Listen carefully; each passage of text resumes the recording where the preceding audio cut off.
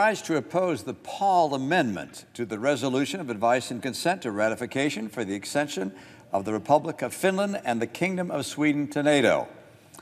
Like virtually all of my colleagues, I heartily support the admission of Sweden and Finland into NATO.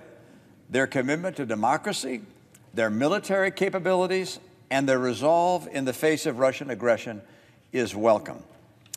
With Russia's unprovoked attack on Ukraine, NATO has been united in providing support for the Ukrainians to defend themselves. NATO is also united in its adherence to the provisions of the NATO treaty. The world is watching to see if there are any cracks in that commitment, particularly with respect to its provisions for mutual defense. We must not in any way appear to be going wobbly on Article 5. I fear that the Paul Amendment would do just that. Further, Senator Paul's amendment is unnecessary. The NATO treaty specifically states this, quote, "This treaty shall be ratified and its provisions carried out by the parties in accordance with their respective constitutional processes."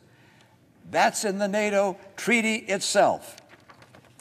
So adding the language of the Paul Amendment would only add confusion and potentially communicate to the world that this body seeks something in addition to the adherence to the constitutional process that the treaty already requires. Now, it's well and good for Congress to consider war powers and our role in military conflicts, but doing so as part of the accession of Sweden and Finland to NATO, while Ukraine is under attack and while Russia may potentially be eyeing violence against NATO nations, is surely not the time. Our commitment to NATO and to Article 5 must be clear and unambiguous.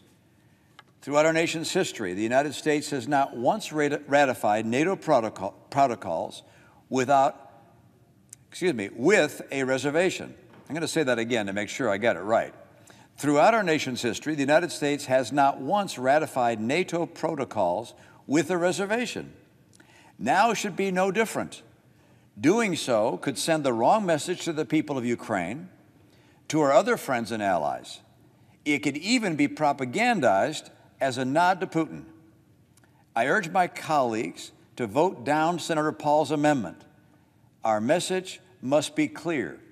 We stand with NATO, with Article 5, and with the admission of Finland and Sweden into our alliance. I yield the floor. Mr. President. Senator